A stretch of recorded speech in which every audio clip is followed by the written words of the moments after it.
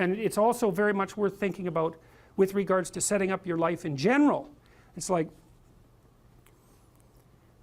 if you concentrate solely on your career, you can get a long way in your career. And I would say that that's a strategy that a minority of men preferentially do. That's all they do. They work like 70, 80 hours a week. They go flat out on their career. They're staking everything on the small probability of exceptional status in a narrow domain. But it's hard on them. They don't have a life. It's very difficult for them to have a family. They don't know how to take any leisure activity. Like, they get very one-dimensional. Now, it may be that that unidimensionality is the price you have to pay to be exceptional at one thing, right? Because if you're going to be something like a genius-level mathematician, and you want to do that for, or a scientist, say, it's like you're in your lab all the time, you're working 70 hours a week or 80 hours a week, you're smart, you're dedicated, you're unidimensional, and that's how you get to beat all the other people who are doing that. It's the only way. But the problem is you don't get a life. Now, if you love being a scientist and you have that kind of focus of mind, well, first of all, you're a rare person, and second, you're going to pay for it. But fine, more power to you. But it's a risky business to do that. You sacrifice a lot for it. You know, and I would say most often, if you're speaking about having a healthy life, that isn't what you do. You spread yourself out more. So, you know, you have a family, you have some things that you do outside of work that are meaningful to you and useful. You have a network of friends. Well, those 3 things alone, or 4 things alone, are plenty to keep you well oriented. And then if one of those things collapses, you know, everything doesn't go. Now, the price you pay for that is the more you strive to optimize that balance, the less likely you are to be fantastically successful at any single one of them. But you might have a very, you know, if you consider your life as a whole, that might be a winning strategy. One of the things Carl Jung said, I really liked this. He thought that men went after perfection and women went after wholeness. So they're different value, they're different, there's something different at the top of the value hierarchy. So perfection would be stake it all on one thing and look for radical success. Not that all men do that, because they don't, but we're talking about extremes, at least with regards to the men that do that. The wholeness idea is more like, well, it's like I want one thing in my life to be 150%, or I want 5 things in my life to be 80%. Well, there's a lot more richness in a life where you have 5 things operating at 80%, but you're not operating at any of them at 150%.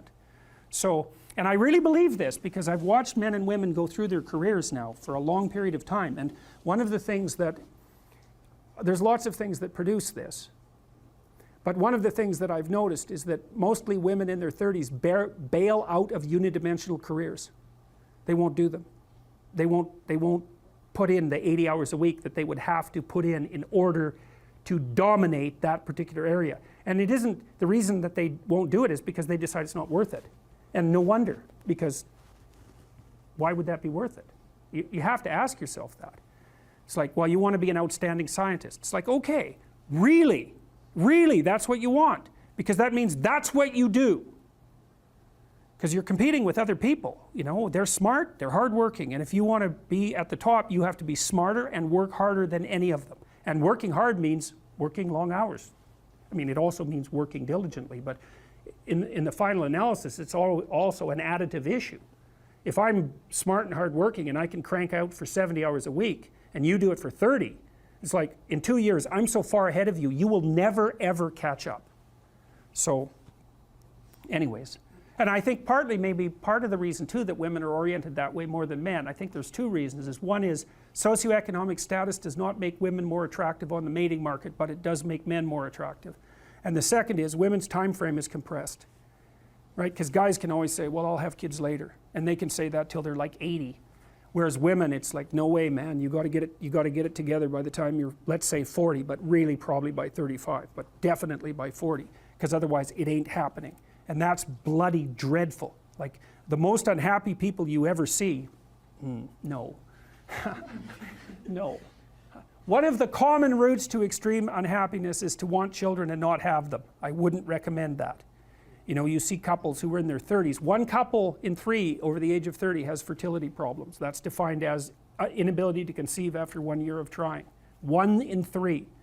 So it's worth thinking about, because people are very, very unhappy if they want to have kids and then they can't. Man, you're in the medical mill for 10 years if that's what happens to you.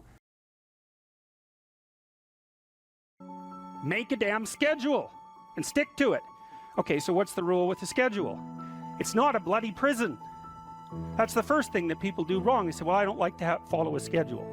It's like, well, what kind of schedule are you setting up? Well, I have to do this, then I have to do this, then I have to do this, you know, and then I just go play video games, because who wants to do all these things that I have to do? It's like, wrong. Set the damn schedule up so that you have the day you want. That's the trick. It's like, okay, I've got tomorrow. If I was going to set it up so it was the best possible day I could have, practically speaking, what would it look like? Well, then you schedule that, and obviously there's a bit of responsibility that's going to go along with that, because if you have any sense, one of the things that you're going to insist upon is that at the end of the day, you're not in worse shape than you were than at the beginning of the day, right? Because that's a stupid day.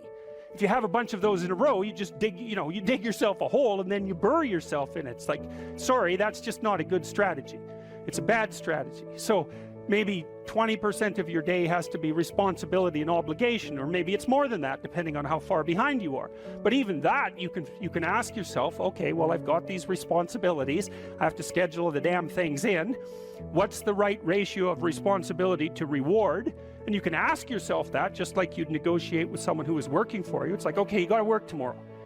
Okay, so I want you to work tomorrow. And you might say, okay, well, what are you going to do for me that makes it likely that I'll work for you? Well, you could ask yourself that, you know. So maybe you do an hour of responsibility and then you play a video game for 15 minutes. I don't know, whatever turns your crank, man. But, you know, you have to negotiate with yourself and not tyrannize yourself. Like you're negotiating with someone that you care for, that you would like to be productive and have a good life. And that's how you make the schedule. It's like, and then you look at the day and you think, well, if I had that day, that'd be good. Great. You know, and you're useless and horrible, so you'll probably only hit it with about 70% accuracy, but that beats the hell out of 0, right? And if you hit it even with 50% accuracy, another rule is, well, aim for 51% the next week, or 50.5% for God's sake, or because you're going to hit that position where things start to loop back positively and spiral you upward. Plan a life you'd like to have, and you do that partly by referring to social norms. That's more or less rescuing your father from the belly of the whale. But the other way you do that is by having a little conversation with yourself about, as if you don't really know who you are, because you know what you're like. You won't do what you're told. You won't do what you tell yourself to do. You must have noticed that. It's like you're a bad employee and a worse boss, and both of those work, you know, for you. You don't know what you want to do, and then when you tell yourself what to do, you don't do it anyways. You should fire yourself and find someone else to be. But you know, my point is that you have to understand that you're not your own servant, so to speak. You're someone that you have to negotiate with, and you're someone that you want to present the opportunity of having a good life to. And that's hard for people because they don't like themselves very much. So, you know, they're always like cracking the whip and then procrastinating, and cracking the whip and then procrastinating, and it's like, God, it's so boring and such a pathetic way of spending your time. And you know what that's like, because you probably waste like 6 hours a day.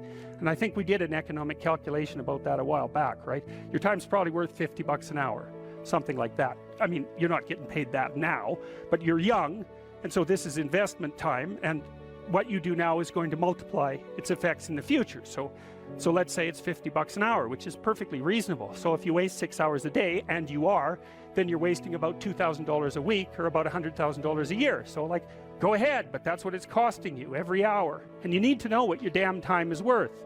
So let's say it's not $50, it's 30, whatever. Maybe it's 100, it's somewhere in that range. One of the things you should be asking yourself is, when you spend an hour, was that, well, would have I paid someone $50 to have had that hour? And if the answer is no, it's like, well, maybe you should do something else with your time. And it depends on whether or not you think that your time's worthwhile. But the funny thing about not assuming that is, if you assume your time isn't worthwhile, what happens is you don't just sit around sort of randomly in a state of responsibilityless bliss. What you do is you suffer existentially.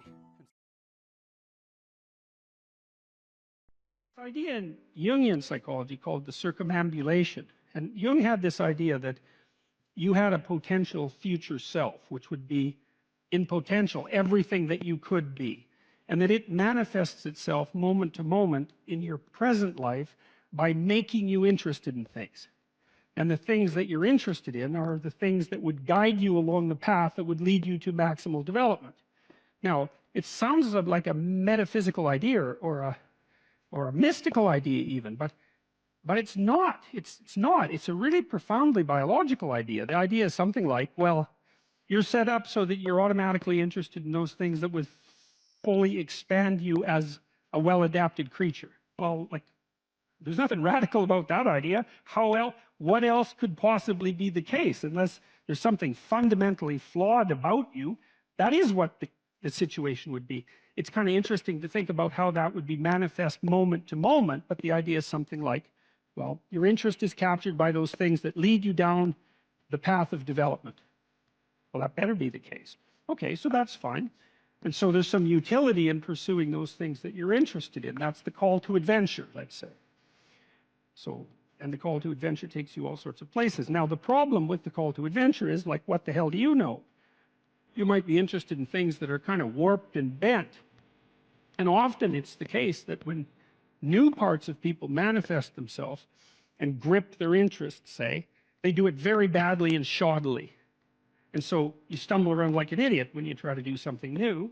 That's why the fool is the precursor to the savior from the symbolic perspectives, because you have to be a fool before you can be a master. And if you're not willing to be a fool, then you can't be a master. So you're gonna, it's an error-ridden process. And that's also laid out in the Old Testament stories, because the first thing that happens to all these patriarchal figures when God kicks them out of their father's house when they're like 84 is that they run into all sorts of trouble, and some of it's social and some of it's natural and some of it's a consequence of their own moral inadequacy.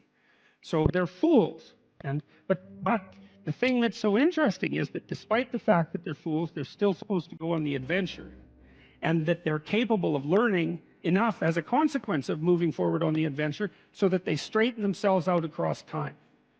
And so it's something like this. So this circumambulation that Jung talked about was this continual, we'll return to this continual circling in some sense of who you could be. You might notice, for example, that there are themes in your life. You know, when you go back across your experiences, you see you kind of have your typical experience that sort of repeats itself. And there might be variation on it, like a musical theme, but it's like you're circling yourself and getting closer to yourself as you move across time. Imagine that something glimmers before you. It's an interest that's dawning, and you decide, well, first of all, you're paralyzed. You think, well, how do I know if I should pursue that? It's probably a stupid idea.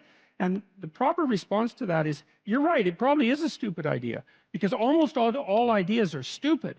And so the probability that as you move forward on your adventure that you're going to get it right the first time is zero. It's just not going to happen.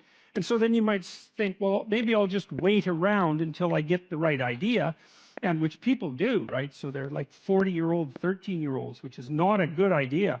And so they wait around until it's waiting for Godot, until they finally got it right. But the problem is you're too stupid to know when you've got it right. So waiting around isn't going to help, because even if the perfect opportunity manifested itself to you in your incomplete form, the probability that you would recognize it as the perfect opportunity is zero. You might even think it's the worst possible idea that you've ever heard of anywhere. Highly likely. Highly likely. So you have, Nietzsche called that a will to stupidity, which I really liked. So, because he thought of stupidity as being, you know, you have to take it into account fundamentally and work with it. And so you can take these tentative steps on your pathway to destiny, and you can assume that you're going to do it badly. And that's really useful, because you don't have to beat yourself up. It's pretty easy to do it badly. But the thing is, it's way better to do it badly than not to do it at all.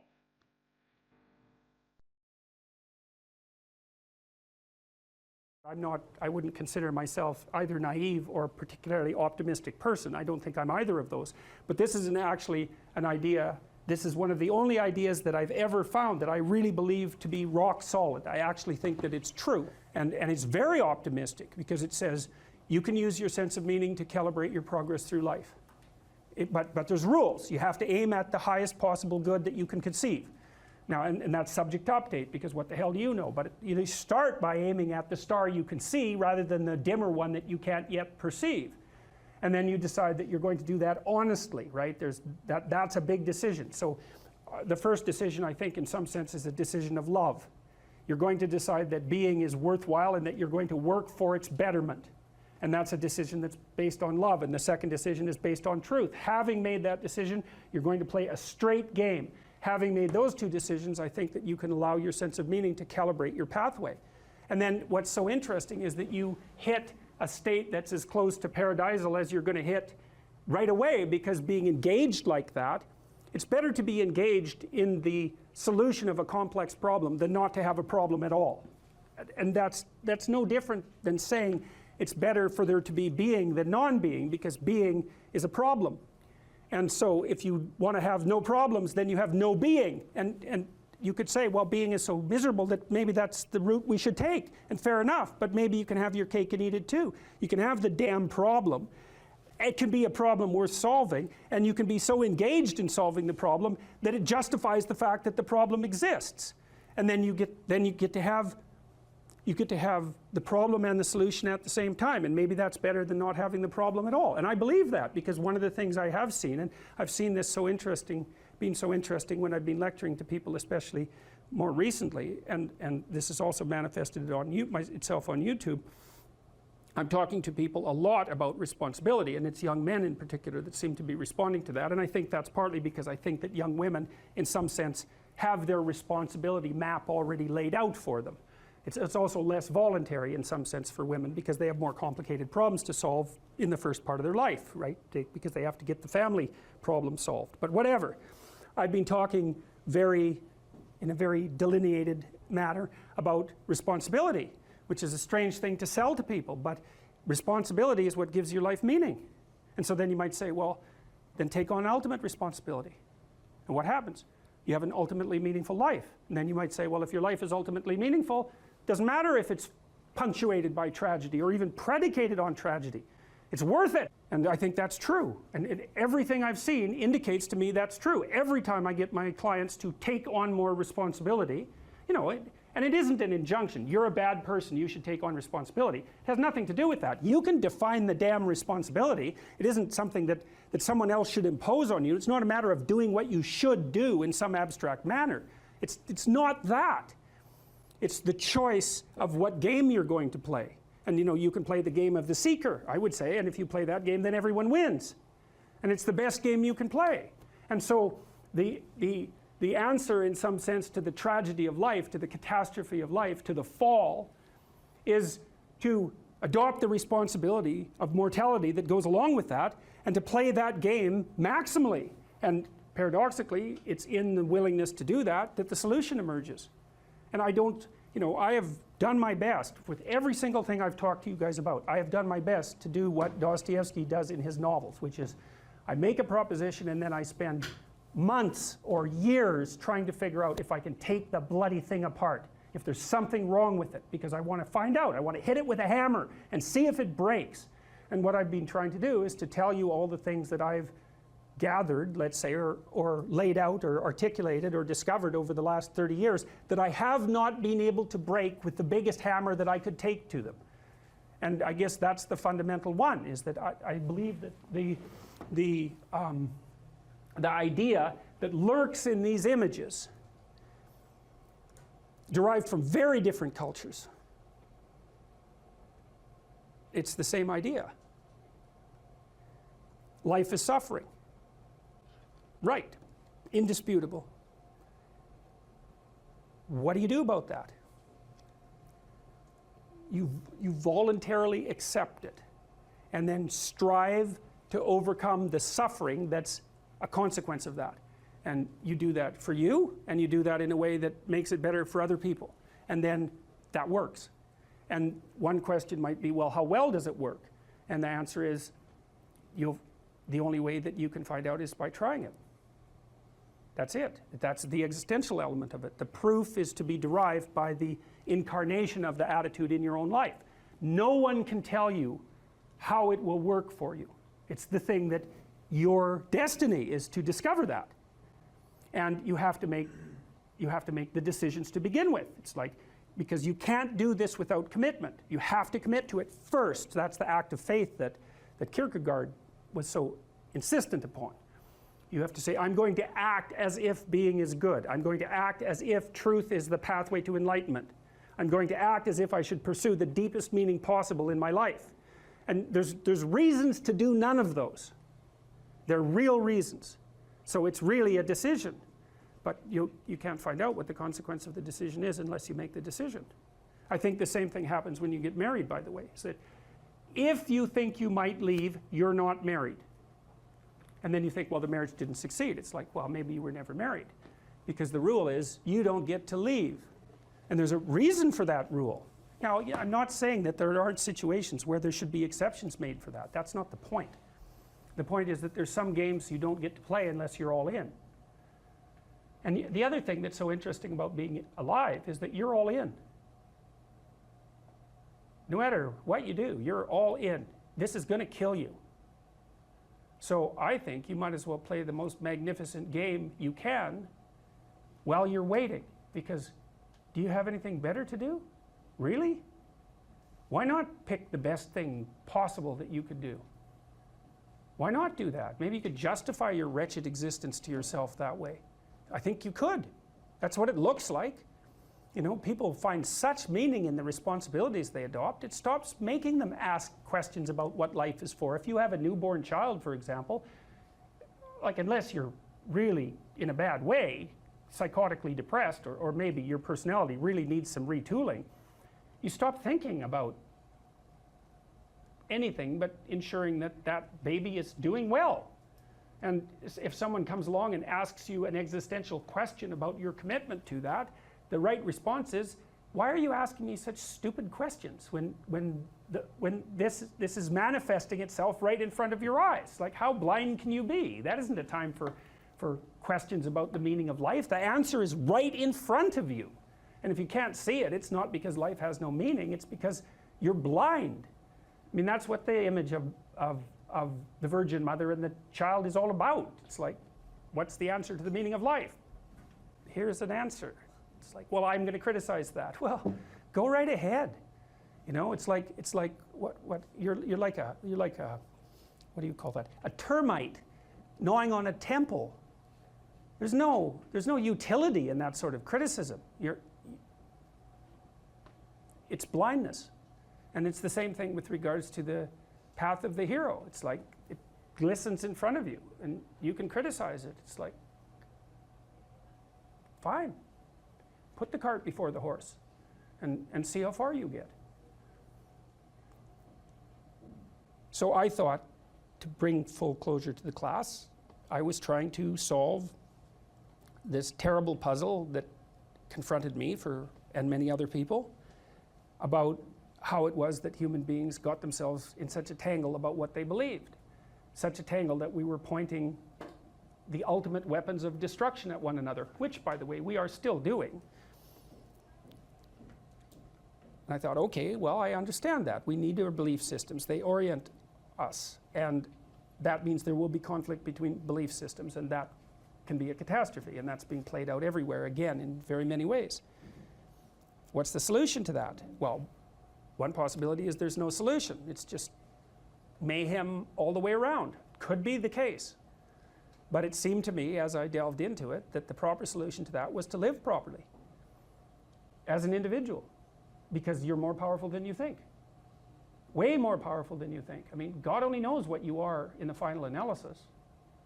You're blind to your own weaknesses, but you're also blind to your own strengths. And so then I think, well, if you got your act together, it'd be better for you, and instantly it would be better for your family, assuming they wanted you to get your act together, and not everyone does, and then it would be better for the community. It's like, how far could you take that? If you stopped wasting time, and if you stopped lying, and if you oriented yourself to the highest possible good that you could conceive of, and you committed to that, how much good could you do? Well, I would say, why don't you find out? So that's what I think you should do. You should find out. You don't have anything better to do, and there's nothing in it, as far as I've been able to tell, there's nothing in it but good. So maybe you could sort yourself out so that you wanted nothing but the good, and then maybe you could help make that manifest in the world, and maybe we wouldn't have all these terrible problems then. At least we'd have fewer of them, and that would be a start. So it's the answer to the problem of humanity is the integrity of the individual. That's the answer. So, and states that are predicated on that realization are healthy. So, and states that aren't are doomed to stagnation and catastrophic collapse. And personalities that are predicated on self-tyranny and the tyranny of others are doomed to collapse. So, and then you think, well, what's the barrier? And the barrier is, are you willing to accept the responsibility? And part of the answer to that is, reduce the damn responsibility until it's tolerable. You don't have to fix everything at once. You could just start by fixing the things that you could fix. Or you could even do it more. You could do it with even less self-sacrifice. You could start by fixing only the things that you want to fix. God, you can get a massive way that way. So do it. See what happens. That's what you should have been taught in university right from the beginning. It's like, aim at the highest good. Tool yourself into something that can attain it. And go out there and manifest it in the world. And everything that comes your way will be a blessing. And so all you have to do is give up your resentment and your hatred. I know that's a hard thing to give up because you have plenty of reason for it. That's probably a good place to stop. So it was a pleasure.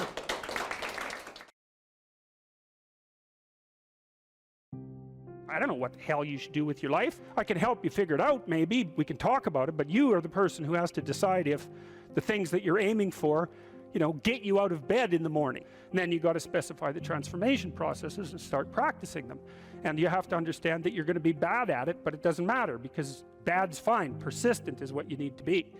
If you persist, with tiny improvements, if you persist, you win. It's direction that produces primary positive emotion. And so if you need positive emotion to move through life, which you do because you can't even move without positive emotion, and also positive emotion is a good bulwark against terror and pain. If you need those things, then you need direction, you need a goal, you need a value structure. You let all that nonsense burn away. And you might say, well, I don't know what I should leave behind. And the answer to that is, that's a lie. All you have to do is ask yourself, you'll come up with a list instantly of 100 stupid things that you're doing that you know you could stop doing. Take on the consequences of error and learn from it, and then you win constantly, because even if something goes sideways, you think, there's something to be derived from this. When you're in the world and something objects to you, something that matters objects to you, then in the entire unrealized world is in that thing that objects. It's all tangled up inside it. That's why it's the great dragon of chaos. It's everything that's outside of your conceptual structure. And what is that? It's everything that lurks outside of your walled city. And it's manifested itself like the snake in the garden. And the easiest thing to do is say, I'm not having anything to do with that. But the problem with that is, well, you get your C- and you don't do anything about it. Maybe you're a little bitter and more resentful, and your study habits get a little worse. So the next time you get like a D+, and then you collect a bunch of Fs, and then you stop going to school, and then you stop showering, right? Then you end up jumping off the bridge. And so that's how the dragon eats you when you don't pay attention to it. And so it's no bloody wonder that people avoid, It's really no wonder that they avoid, because error messages contain within them the implicit world. Now, the upside of that is, well, they contain within them the implicit world. And the world isn't all negative. And so maybe you get your C-, and that's actually the best gift you ever got, because somebody finally took you and went, whack, clue in. And so you take that apart and you think, oh, I don't know how to write. I don't know how to think. I've never read anything in my life. My study habits are abysmal, you know, like maybe I'm working at 2% efficiency, which it's like that's so, to find that out is so optimistic. I mean, if you're barely hanging in there, but you're only working at 2%, you might imagine what you could have as a life if you're working at like 50%. So the C- can be the best gift you ever had, and that's the gold that the dragon hoards. That's exactly what that means. That doesn't prove that you're stupid. And now it implies that you might be stupid, but it doesn't, really, it does, and that's why you don't want to look at it. Maybe it implies that you're lazy, or implies that you're ignorant, or like it implies all sorts of terrible, but you don't want to leap to that, and that's sort of the proclamation of innocence before guilt. You are the thing that is, and you're the thing that becomes, and you should put the thing that becomes at a higher place than the thing that is. That means you also have to allow yourself to shake off those things about you that you might be pathologically attached to, habits and people for that matter, ways of thinking, all of those things. You have to allow yourself to shake those off, and that's more like a burning. That's why the phoenix is the symbol that it is, right? It's old and it deteriorates, it bursts into flame, and then it's reborn. It's like, well, do you want to be reborn? It's like, well, that's not the question. The question is, do you want to burst into flame? And the answer to that generally is no, but that's the wrong answer. The right answer is you let all that nonsense burn away. And so then you look at the micro routines. It's okay, well, I got a C- in this course. Maybe I should study for that course 15 minutes more a day for the next 3 months. And then you ask yourself, do you think you could do that? No, I'm too useless. Okay, how about 15 minutes every second day? You think you could do that? You put it in your schedule, like 15 minutes every second day in the morning. And that's, well, you think, well, what's wrong with me? Well, I'm not very good at managing my study schedule. That's not quite down here at the behavioral level, but it's pretty close, because what you can take an action. You can open up your schedule and you can say, well, I'll mark 15 minutes aside. Then you can practice doing that. It's pretty low level in the hierarchy. It means, well, you're still not a horrible person. You just got to polish up your work ethic.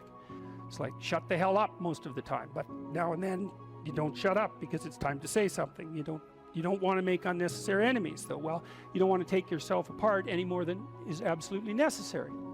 Develop some of the micro routines on the other side of the personality distribution. So if you're disagreeable as hell, maybe you could start learning how to do nice things for people. And that actually works, by the way. So if you take disagreeable people who are depressed and you get them doing nice things for other people, their depression tends to lift. But then by the same token, if you're agreeable, then you should practice doing some things for yourself and being more tough-minded in your negotiation. You know, you're extroverted. It's like, okay, man, learn to spend some time with yourself, right? You're low in openness. Well, try reading a book that's outside of your, your sphere of interest now and then.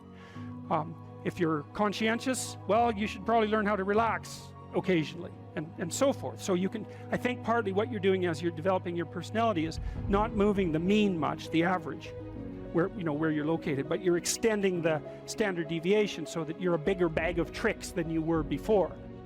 Life has got its rat's nest of miseries, and that's for sure. And maybe you could even make a categorical statement that life is mostly a rat's nest of misery. And you can make a pretty powerful argument for that. But then there's a counter question, which is, well, what if you tried not to make it any more miserable than it had to be, right? Then what would it be like? I would suspect that most of that misery would go away, because it's the unnecessary misery that really brings you down. It's like, well, if someone has cancer, it's like, that sucks. But it's not like you can say, if only we had done this differently, then that wouldn't have happened. But when someone's out like torturing you in a malevolent way, or maybe you're doing the same, you can always ask yourself, well, is this really necessary? Is this just like a useless add-on to the miseries of life? That's what disheartens people.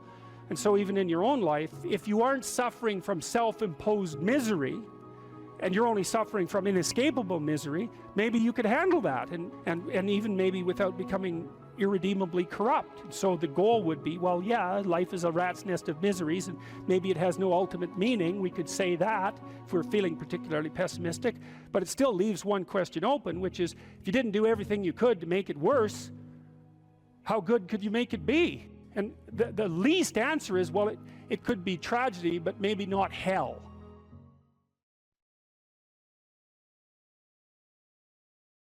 When I was 25 or so, I probably weighed about 138 pounds. I smoked like a pack of cigarettes a day. I drank tremendous amount of alcohol. I was from northern Alberta, this rough little town up in northern Alberta called Fairview, and you know, there were long winters there, and my friends were heavy drinkers, and most of them dropped out of school by the time they were 15 or 16, went off to work on the oil rigs, and you know, it was a rough town, and we drank a lot. I started when I was 14, and you know, and so I had a lot of bad habits, let's say, and things that were, and I wasn't in great shape physically, and I was also still intellectually obsessed by, as I am now, and so that would have been in 85. But I decided around then, about 85, 84, something like that, maybe a little earlier, that I was really going to try to get my act together, and so I started doing that. First of all, I quit smoking. Well, that took a long time because I eventually had to quit drinking too in order to quit smoking, and I started working out, started playing sports, which I'd never done. I was a small kid. I'd been skipped a grade, and I was a small for my age, so sports were never, especially team sports, were never really a domain of expertise for me. Although I skied and went trapping with my dad, went, you know, cross-country skiing and camping and all that. So, but when I went to graduate school, I started swimming. The first physical exercise routine I did, I enrolled in a swimsercise course, I think it was called. So it was me and this like really overweight kid, and like these 60-year-old women and men, they could out exercise me like mad. It was really embarrassing. Me and the overweight kid, you know, we'd be just panting ourselves 3/4 to death at the end of the bloody workout, and these 60-year-old women who weren't in great shape were like, you know, chatting away as if nothing was going on at all in the pool. So that was quite embarrassing, and as was going to the weight room, you know, because when I started I could barely bench press 75 pounds, and people used to keep coming over and helping me, which was the last thing I bloody well wanted, but certainly needed. And I got to the point where I could bench press 225 pounds. I think that was the best I did, and I gained about 30 pounds of muscle in a year and a half. So that was a good thing. So like I was kind of a wild man, and you know, I'm a little bit manic in my temperament, and so you know, I was kind of going every direction at the same time. So, and you know, I don't regret that. I had a fine time when I was a kid, but I needed really to get disciplined, and I had to do it because I was working on these hard problems that, you know, that I've been discussing with all of you, and I've been working on them really, you know, obsessively since I was probably about 18, maybe even earlier than that. Got to the point around 25 when I was in graduate school trying to get my PhD, doing all my research. Like I published 15 papers by the time I graduated with my PhD, which was I think by a fairly large measure the most papers that any graduate student at that time had ever published at McGill. I think that's right. Might have been twice as many, or maybe twice as many, maybe even 3 times as many. And at the same time I wrote Maps of Meaning, which was a terribly difficult thing to do, because I was writing about 3 hours a day doing that, and I couldn't do all that and continue with my misbehavior, you know, my sort of, my, what would you say, my hedonistic, my massive hedonistic consumption of alcohol and all of that. I just couldn't keep it up, and also work seriously on the issues that were at hand. So, you know, I had to stop. That's a sacrifice. I had to stop messing about and straighten myself out. And I got married. Well, the woman who's my wife, Tammy, who I've known since she was 8 years old, she lived across the street from me in this little town called Fairview, and I was in love with her like the first time I saw her, which is quite the bloody thing. So that's worked out pretty well for me. But she came to live with me about the same time, and you know, we decided jointly to get our act together, and we swore that we'd tell each other the truth, which I think she's actually done better than me. Like I don't think she's lied to me ever in our entire marriage, which is unbelievable, you know. And it's been so useful because I can really tell her things and we can really talk. So I tell you, if you want to have a good relationship, man, you embed it in the truth, because if you don't embed it in the truth, you don't have a relationship. It's just lies. It's a tissue of lies, and it will dissolve in the chaos as soon as a crisis comes along. So the truth is a terrible thing, but not compared to falsehood. So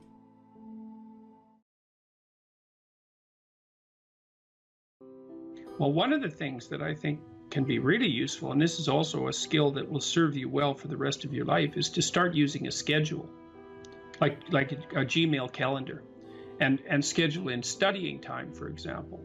Now, so I've got some thoughts about using a schedule. People often don't like schedules because it's like developing your own tyrant.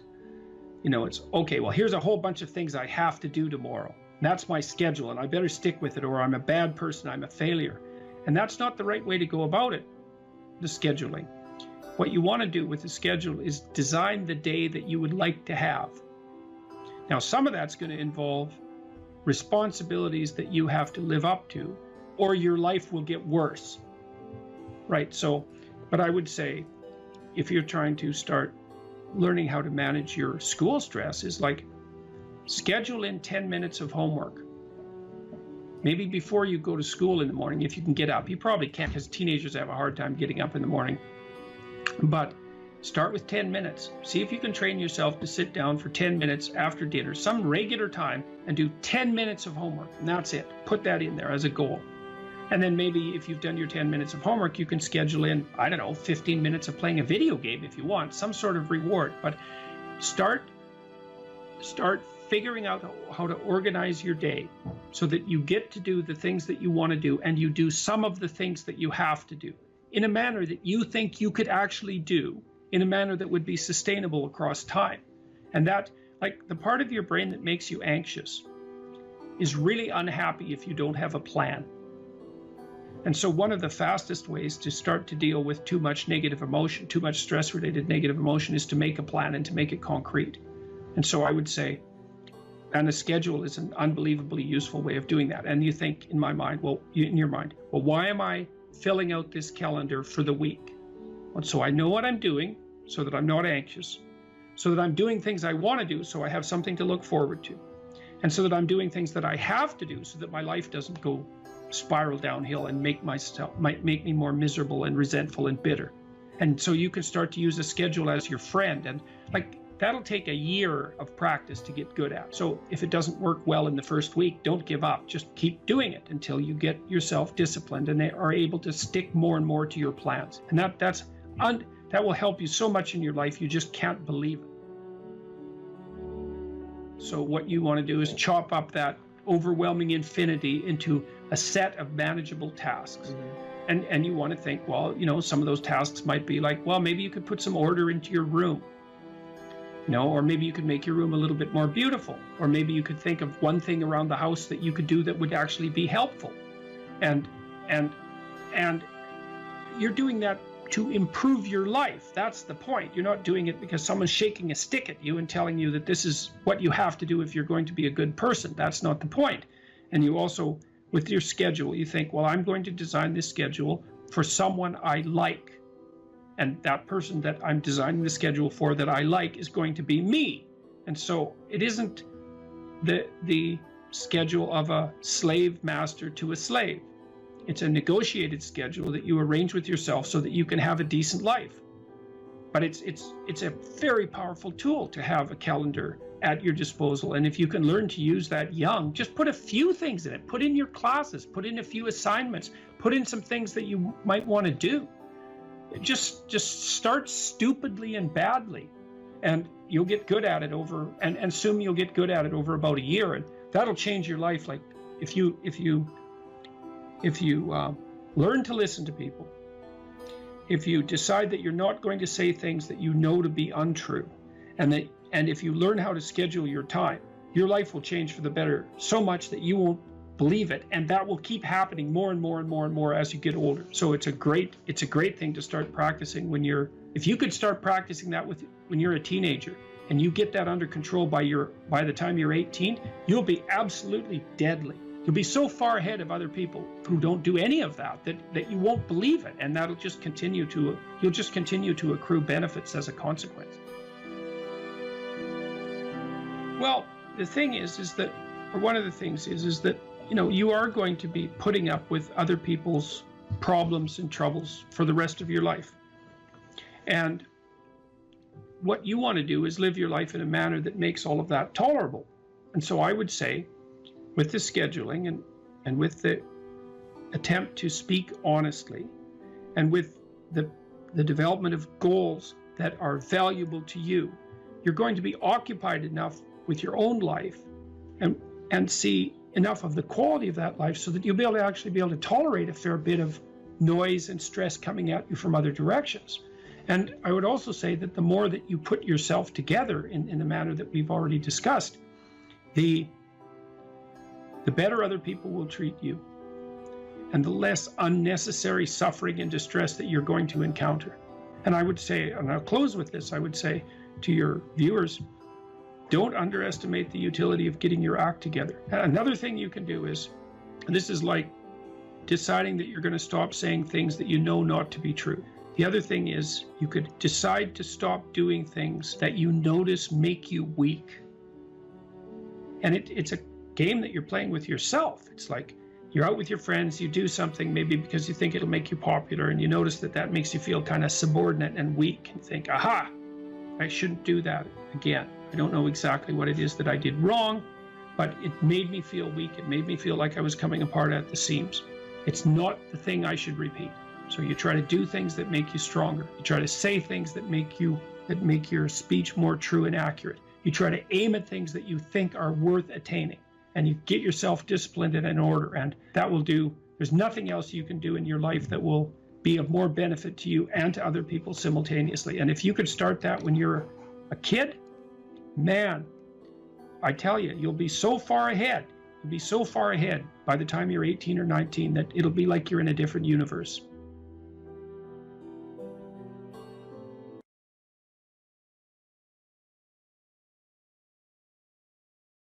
Regulate your habits.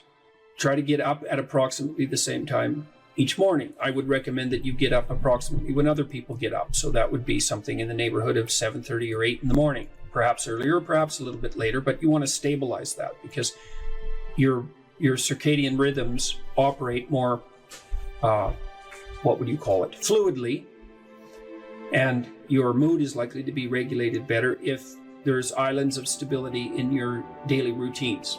Human beings like daily routines, just like dogs like daily routines. And so regulate your sleep. I would say when you get up in the morning, eat breakfast. That's a really important thing to do. I can't tell you how many people I've treated in my clinical practice whose proclivity for emotional instability and depression, anxiety, general hopelessness, emotional pain and gloom and doom, as well as capacity to concentrate, were properly regulated or inhibited or reduced by merely ensuring that they ate a protein and fat rich breakfast relatively soon after they wake up. And that's especially true if they're stressed. And as it turns out that if you stress yourself after a fast, which is of course what you've undertaken if you haven't eaten since the night before, that your body produces enough insulin to deplete the sugar in your blood. And then it's very difficult for you to become regulated properly with regards to your metabolism until you sleep again. And so it can be regulating your sleep, and your breakfast eating habits in particular can be a very effective way of regulating your mood and increasing your capacity to concentrate. The other thing I would say is that scheduling your time is also extraordinarily useful. And so I can tell you a little bit about how to use schedules effectively. You should develop a long-term plan. So you have to set up your long-term vision. And then I would say once you set up that vision so that you know how to orient yourself, then you should start designing your days. And you can do that very effectively with a calendar like Google Calendar. Many people say, well, I hate using a schedule or I hate using a calendar. What you're doing is using the calendar as an external tyrant that's telling you what you should do if you were going to be a conventionally good person each day. So you load yourself up with arbitrary responsibilities. But that's not really how you should use a schedule. What you should use a schedule to do is to design the day that you would most like to have. And obviously that's going to include accepting some responsibility and undertaking to make progress on those things that you have to make progress on to keep your life from collapsing into chaos. But it should also mean that you schedule in activities that make you actually want to have that day. And so if you're using a schedule properly, that it can be your friend. And that can also be something that can increase your capacity to concentrate. And then I would say, well, if you're very scattered, then you can start to train yourself. You might say, well, I need to learn to read without distraction. So maybe what you do, you say, okay, well, for the next week, I'm going to read 10 minutes a day, and I'm going to try to limit the distractions. And if you're successful at that, then you could try 12 minutes a day. And if you're successful at that, you could try 15 minutes a day. And the trick is to set a goal for yourself that is slightly beyond your current level of performance, enough to be challenging, enough to be worthwhile if you accomplish, but not so difficult that you're likely to fail. And then practice incrementally, day by day, trying to inculcate the habits that you want to inculcate. And assume that it'll take you a number of months or even a number of years in order to become very fluent at the habit. The important thing is to start improving incrementally, because incremental improvement pays off like compound interest.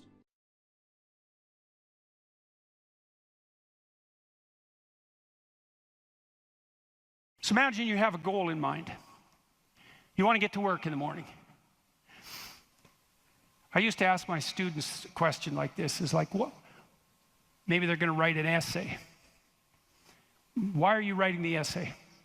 Why are you in class? Well, I'm in class because I need this class because it's part of my major. Well, why did you pick a major like that? Well, I'm interested in psychology. Well, why did you come to get a degree? Well, I think I need a degree to get a job. Well, why do you need a job? Well, I need a job to keep body and soul together, and maybe to be productive, and maybe to, establish a name for myself. And why do you want to do that? Well, because, it's part and parcel of living properly. And why do you want to live properly? And well, then, and how would you live if you lived properly? And at that point, people are usually unable to answer. Because you can just push people with questions about why until they run out of explanations. But the point is that you're always doing whatever you're doing because what you're doing is nested in a sequence of goal-directed actions. And those can be more or less sophisticated. If you're not very sophisticated at all, the nesting might be like 2 structures deep. Maybe you're, you're bored and you want to go get drunk, and why? Well, because you don't want to be bored. And if someone pushes you a little farther than that, you hit them. And, you don't want to delve into it. But if you're sophisticated, you have a pretty good hierarchy of answers. So you might say, well, why do you want to be a productive and generous citizen? And like I said, people usually bottom out there. But you could say, well, that's part of reciprocal altruism, and if I'm productive and generous, then that'll encourage other people to be productive and generous, and if we're all productive and generous together, then there'll be more for everyone, and we'll all get along better, and we'll get along for a longer period of time, and that'll make us all more stable, and that'll make our societies better. And then you might say, well, why is that relevant? You might say, well, because the alternative to that is something like a descent into something approximating hell, and so that's part of a reflection of the divine order and the eternal battle between good and evil. And then you could push it farther than that, and you could say, well, are you going to be on the side of the redemptive hero, or are you going to be on the side of the eternal adversary? Like, you can keep digging down farther and farther, and the farther down you dig, the more you get down into what you might describe as the implicit religious substrate. And it's very much useful to know that and to make as much of that conscious as possible. So now imagine that you've come to this talk tonight because you've decided to aim up. And maybe you haven't formulated that precisely explicitly, but something is driving you in this direction. And then you come to the talk and you find out that I'm talking about something that isn't what you expected, and it doesn't seem to be moving you along on your pathway forward to that end. And what's going to happen is you're going to be disappointed. And you might be anxious too. You're going to be disappointed because disappointment signals that you're experiencing something that's not relevant to the goal that you are attempting to pursue, and that might in fact be interfering with it. That's what negative emotion does. And maybe if you're disappointed in what I say, that also makes you anxious because you assumed that you would come here and I would say something relevant because you assumed that you knew who I was, and then it turned out that I didn't, and then you don't know who I am, and then you don't know what you're doing here, and then you get anxious. And the reason you get anxious is because that's what anxiety is for. It tells you when the pathway to your goal has been disrupted, so multiple pathways have now emerged. So imagine you're driving your car to work and it quits. And what happens is you get anxious. And the reason you get anxious is because, well, you were beetling along quite nicely in your world and everything was reduced to like a unidimensional simplicity. You weren't in a car as an object, you were in a thing that took you to where you wanted to go, and it was just doing what it was supposed to be doing, tracking you along the pathway to your goal. And then it fails and you're off on the side of the road and you get anxious because how the hell are you going to get to work? And what if you don't get to work? And is your boss not going to be very happy with you? And maybe this is the third mistake you've made this week. And what if you get fired? And weren't you an idiot for buying this car? Maybe you shouldn't have a car at all. Maybe you should have walked to work. And, you know, maybe you should take a bicycle because after all, that would save the planet. And, you know, and maybe now you have to take your car to a mechanic. But the last time you went to the mechanic, you got ripped off because you're too stupid about vehicles to manage one, and you're kind of stupid about technology in general. And aren't you stupid? And maybe you're too stupid, and isn't your wife going to? That's anxiety, right? And that's the emergence of a multiplicity of pathways, right? And so what anxiety signifies is the degeneration of an attentional hierarchy into multiplicity. And the reason you get anxious and it feels bad is because now your body can't compute how much energy you have to put out in order to get to your goal. And so you can't organize the world. You're apt to use more resources than you'll replenish. And if you continue to do that, then you'll die. And so anxiety is a signal that complexity has reemerged, chaos. That's the eternal dragon of chaos. Chaos has reemerged because your narrative has collapsed. And so that's negative emotion. That's what negative emotion signifies, is that it's the collapse of an organizing narrative. And so that's very interesting to know. So you feel positive. If I walk on the stage and I know I'm supposed to go to the front of the stage, say, and the reason I want to do that is because I know I have to talk to you, and that's and I want to talk to you because I think it's valuable to talk to you, etc. That's nested in a hierarchy of value. And if I see a clear pathway to the front of the stage, then that actually produces positive emotion. And that positive emotion impels me forward, because positive emotion does impel you forward. That's what it's for. That's how positive emotion is linked to action. So if you're enthusiastic because you can see a pathway forward to a valued goal, and that enthusiasm manifests itself. This is true even neurochemically. It manifests itself as positive motivation to move forward. And not only that, if you're moving forward and it's working, your brain tracks the fact that it's working, and then that's linked to dopamine release, by the way, which is what cocaine releases. It's linked to dopamine release. And the other thing your brain is doing, even when you're just walking to where you want to go, if you're successfully walking there, your brain tracks what you're doing. There's circuits that are activated while you're doing it. And if what you're doing results in the result you desired, then the dopamine floods those little neurons that are active, and it makes them grow and flourish. And so as you practice something that's working, the circuit that is activated as you're practicing is bathed in dopamine, and that makes it stronger. And that feels good. It's growth. It's part of positive emotion. And so the positive emotion moves you forward, but also encourages you to develop a habit of that practice. And so one of the things I would bloody well say is, don't make a habit of pursuing things that aren't good for you, because you build that into you. That's what happens if you become addicted to something, you know. You build a little monster inside you that's grown. It's there. It's after one goal, despite everything else. Not a good outcome. So now positive emotion also signals the fact that it's also an energy conservation observation. So as I move forward towards my goal, with each step I take, it's going to take less energy to get to the goal. And so that means that the positive emotion signifies, what would you say? It signifies the increasing efficiency of your action as you move towards a goal. So negative emotion signifies the fact that things have got too complex for you to manage, and positive emotion signifies that you're approaching your goal and becoming, and that there's less demand on energy output with every step forward. And so that's emotion. And that's pretty much worth knowing. And then what happens when you're watching a movie is you infer the goal of the protagonist, or the villain for that matter. You infer the goal of the character that's being portrayed on the screen. You adopt that goal as your own.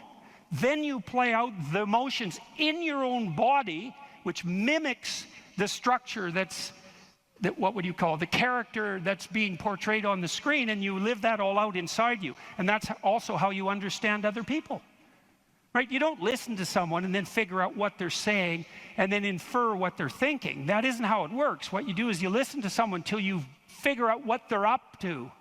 As soon as you figure out what they're up to, you can adopt that frame of reference. As soon as you adopt that frame of reference, you have the same emotions. And that's what makes you united. And so that's so interesting. And so then you think, look, there's 5,000 people in here. If there were 5,000 chimpanzees, you guys would be tearing each other into shreds, because no one would be able to know what anyone else was up to. But because all of you are here paying attention to the same thing in the same way, you have virtually identical emotional states, and that means instantly your behavior is rendered predictable to one another. And there's no difference between that and peace. They're the same thing. And so what that means is that one of the predicates of a civil, productive, and peaceful society is that everyone inhabits the same narrative. And you might say, well, we don't need the same narrative. It's like, yes, we do, because if we inhabit a different narrative, then we're running emotionally in different directions, and we will not understand each other, and we will run into conflict, and that conflict can become deadly at the drop of a hat. And so it's a precondition for a civil society that everyone is united in the same narrative. And then that begs the question, right? What is the narrative insofar as we're unified? And another question, which is, what should the narrative be? Right? Now, the postmodernists figured out that we looked at the world through a story, but they said their mantra is they became skeptical of meta-narratives, which are uniting narratives. And that's all well and good to be skeptical about meta-narratives, but you run into the problem of internal disunion. Because if you don't have a uniting narrative, then you're divided against yourself, and you run into the problem of social disunity, because if we're not looking at the same thing for the same reason, then we can't get along. And those are big problems. Now, the way the postmodernists glided over that immense cataclysmic problem was to offer the proposition that the narrative that unites us is just one of power and oppression, right? And that the fundamental motivation that guides, first of all, even your internal organization, your own internal tyranny, you're oppressing your id or your natural self. And then if you establish a relationship with someone like a marriage, well, that's just a manifestation of patriarchal oppression. And if you organize a business relationship, it's a relationship of mutual exploitation, and so far and so on, all the way up the political hierarchy, all the way back into the past. A more dismal view of human existence couldn't possibly be formulated.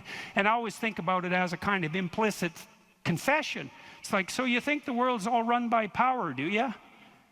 Okay, I know what game you're playing and attempting to justify, and it's completely bloody preposterous, because first of all, if you tyrannize yourself, you're going to be one miserable creature. Plus, you're going to rebel constantly, as you already know. I'm sure all of you have tried at one time or another in your life to force yourself to do something with a whip, so to speak, and what you instantly find is that you're so condemned to be free that you'll even resist your own tyranny, right? Try telling yourself to do something and see if you do it. I'm going to go to the gym. That's New Year's. I'm going to the gym 3 times a week, 2 hours a day. It's like, no, you're not. You're going to last like 3 days. And then you're going to find an excuse. The rebellious part of you is going to find an excuse. Then you're not going to do it. And it's a bloody mystery, isn't it? Because you'd think you could tell yourself what to do. Because otherwise, who are you, you know?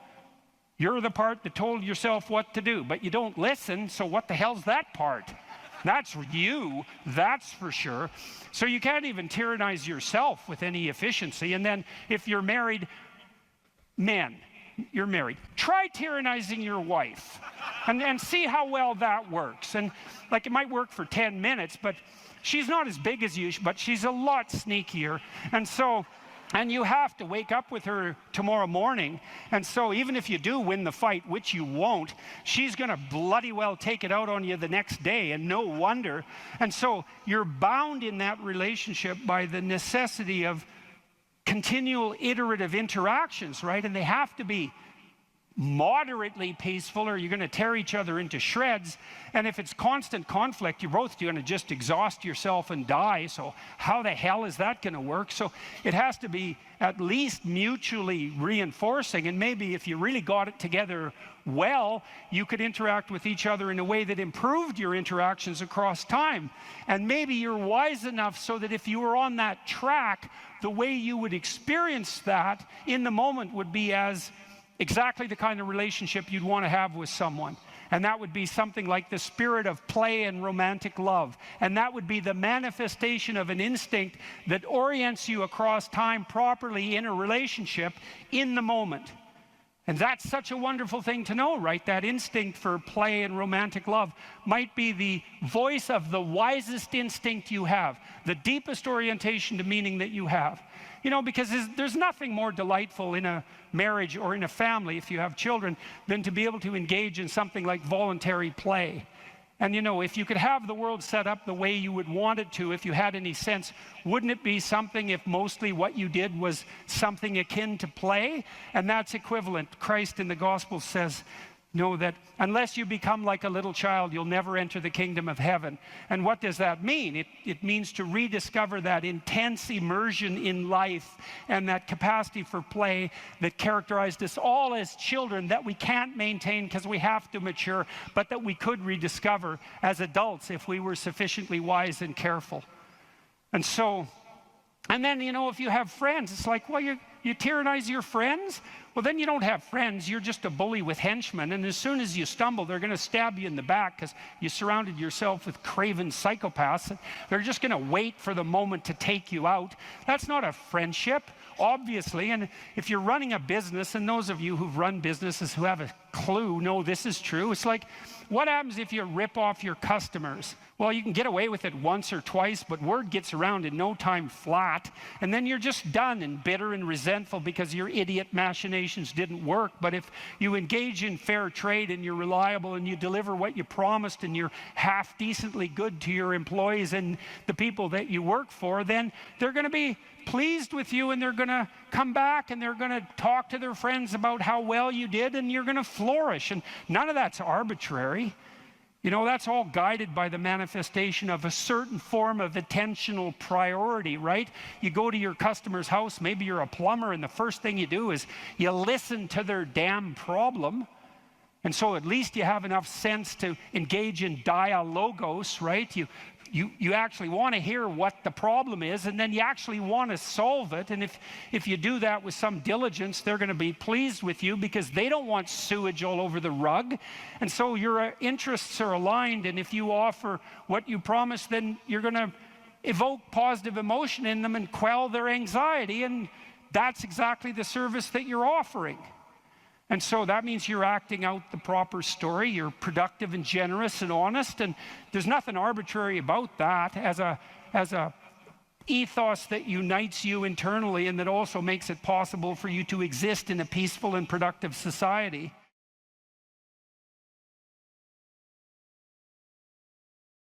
Faith is a presupposition for living in the truth.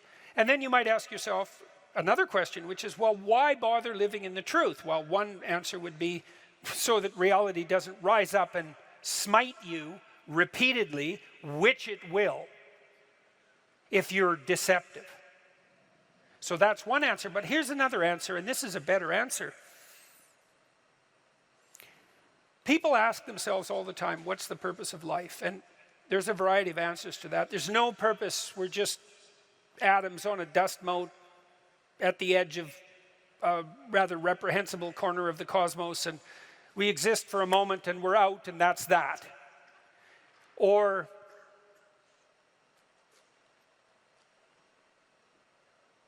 we're so lost in a plethora of subordinate meanings that we're confused and aimless. Or we want to be hedonistically happy, and I would say that's really the offer that's on the table in our culture most of the time. It's like, well, I just want to be happy. And people will say that to you. It's a slogan. It's the most common slogan of our time, I would say, and it's such a preposterous slogan. It's like, what do you mean just? You just want to be happy. That's all. That's all you want. That absolute impossibility. You want bliss unending, no matter what you do, and that's all you want. It's not exactly a small ask, let's say, because it's the same thing as asking to dwell permanently in paradise. It's something like that. So it's not that likely. And then it also isn't true. That isn't what you want. If you do careful analysis of what people mean when they say they just want to be happy, what they mean is they don't want to suffer stupidly. They're much more concerned, we're much more concerned with not experiencing an excess of negative emotion than we are with experiencing a surfeit of positive pleasure.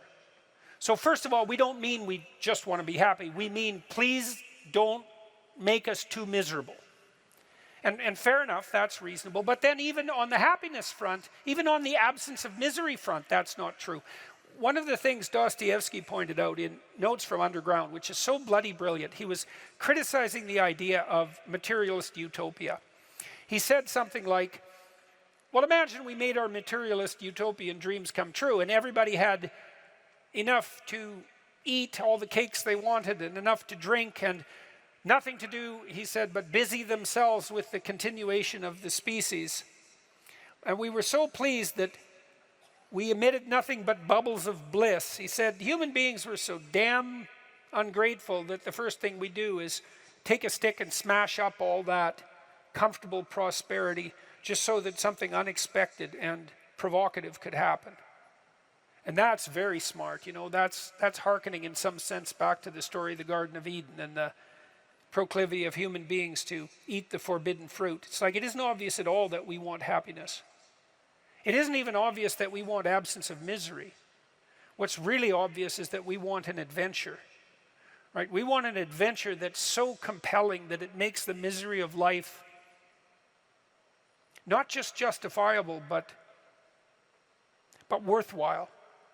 You want to look back on your life, you know. Mm-hmm. You want to look back on your life, and you know this to be true. You want to be able to say to yourself, even considering a month or a week or a series of days, you want to be able to say, that was really difficult, but you know what? It was worth it. And I think that's what you want from your life. It's something like, you know what? That was difficult, but it was worth it. And that meant that the adventure was so great that it justified the difficulties.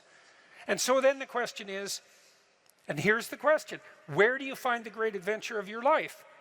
Well, how about in truth? Well, why? Because you don't know what's going to happen if you tell the truth. It's a mystery. It's going to lay itself out for you. And so that's an adventure because you literally do not know what's going to happen. You have to let go of knowing what's going to happen. And so then you have that adventure, and then what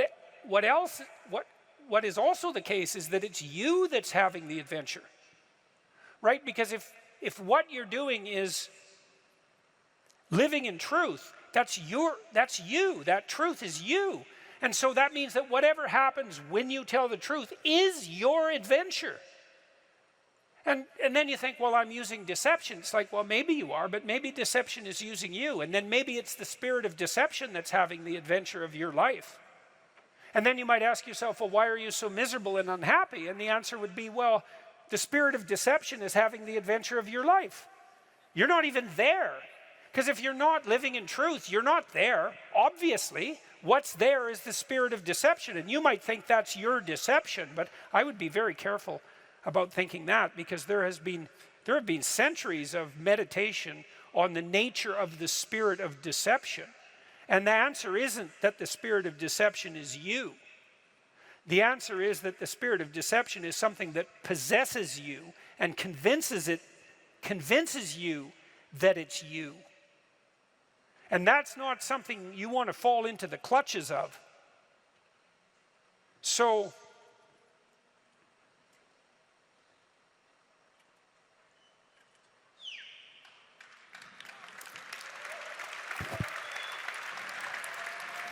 now you have to tell me the question again.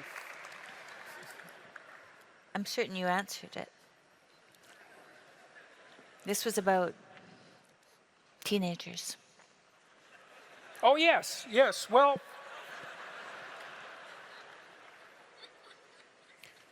back to the teenagers.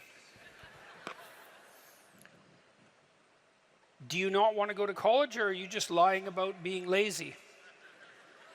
So that's a question, and we can ask ourselves that question. And as I said, on the teenage front, craft a vision, craft a compelling vision.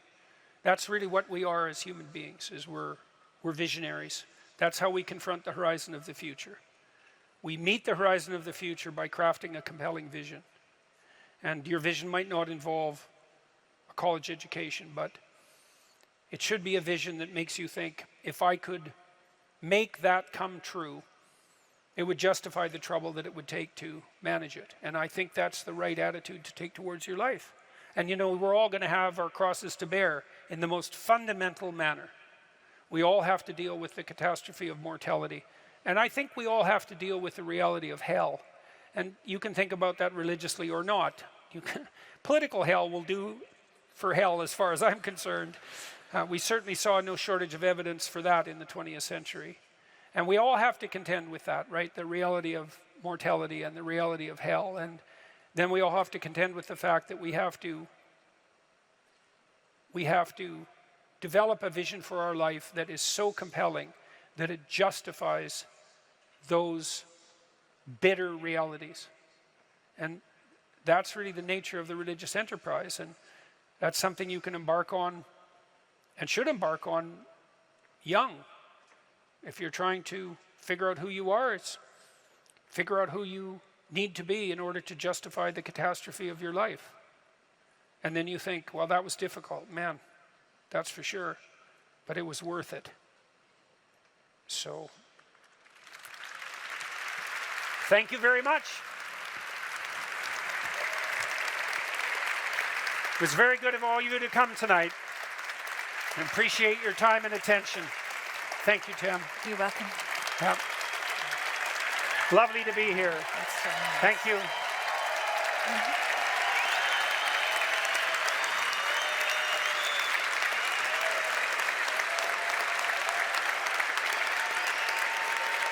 Thank you all.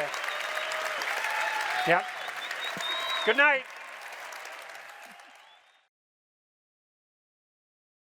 Here's another rule. Pursue what is meaningful, not what is expedient. This is also a great thing to know, I think. That's a tricky rule. Expedient might be, we're going to have a conversation, and I want something from you. And a lot of conversations are like that, because you have a goal in mind. This is what I want from this person. And so then you craft your conversation to get what you want, right? You subordinate your words to the ethic of your desire. And you might say, well, what's wrong with that? Well, what do you know about what you want? Like, haven't you been wrong about that before? Or you might say, well, what's the alternative? Well, is there an alternative? Well, you have to want something from the person to even interact with them. It's like, no, you could want to see what happens. You could want to play. You could tell the truth.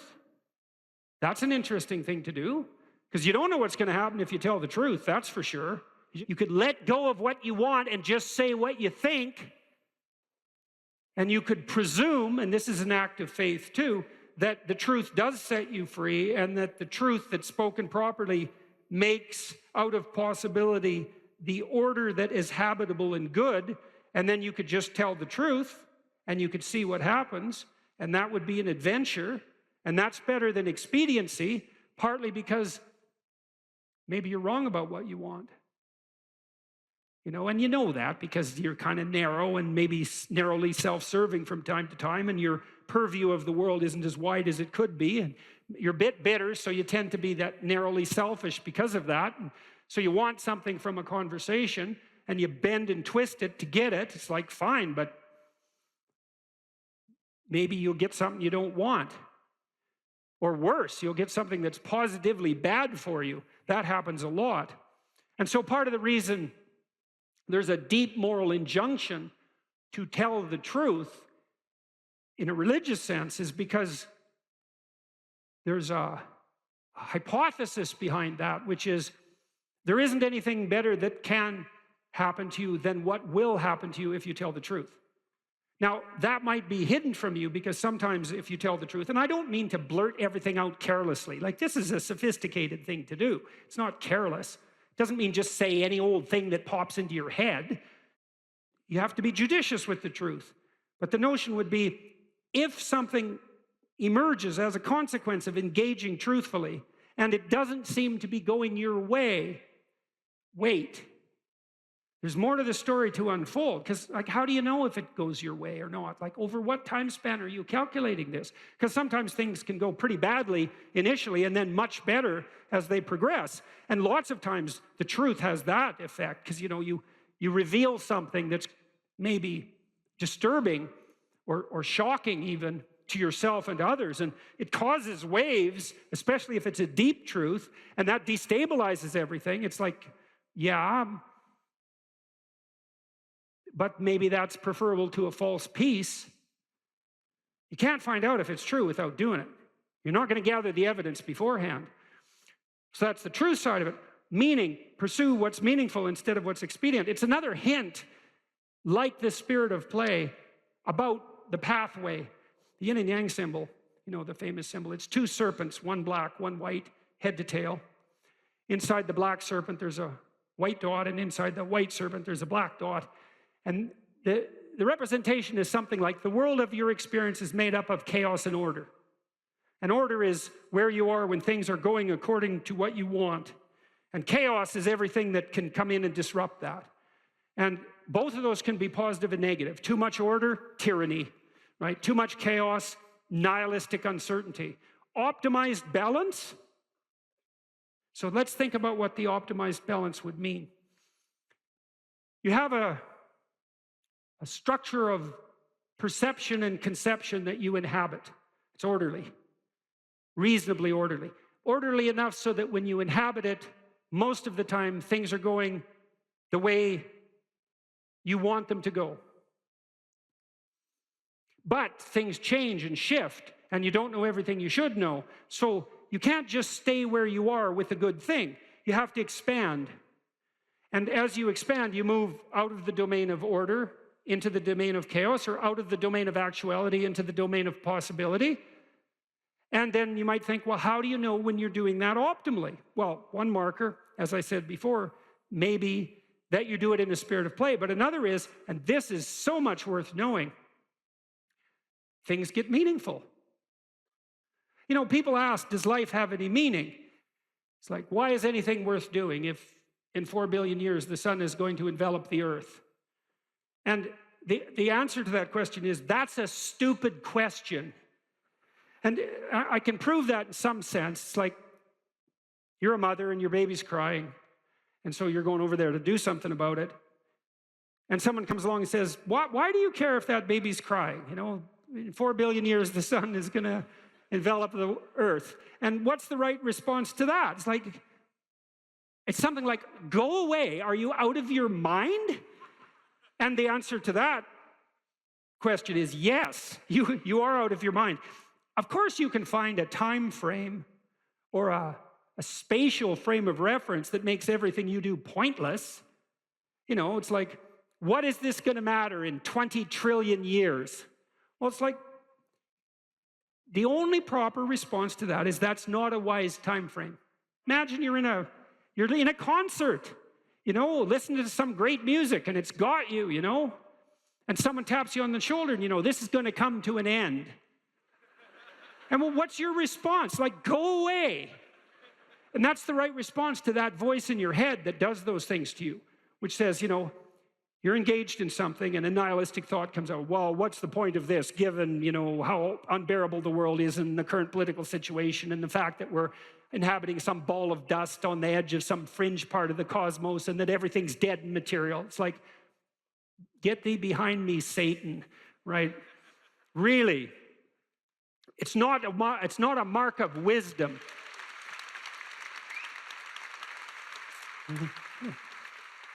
It's not a mark of wisdom to let nihilistic, demonic voices steal your joie de vivre. That is not a mark of wisdom. And you might object, well, at least it's not naive. It's like, yeah, cynicism might be preferable to naivety, but it doesn't hold a candle to wisdom. And that's worth knowing too. Because once you've been hurt and you're cynical, there's no going back to naive. But there's no point in staying at cynical. And there are degrees of courage way beyond cynicism. And some of that is the regaining of the faith you had as a child despite your current level of wisdom. And that's something to strive for, right? That's a moral attainment. That's not a burying your head back in the sand. Quite the contrary. And so, well, back to the yin and yang symbol. Imagine you have an instinct that orients you. Well, you do. As a matter of fact, there's a reflex that's replicated at multiple levels of your nervous system, and it's ancient. If you have a nervous system as an animal, you have this reflex, and the reflex is something like surprise.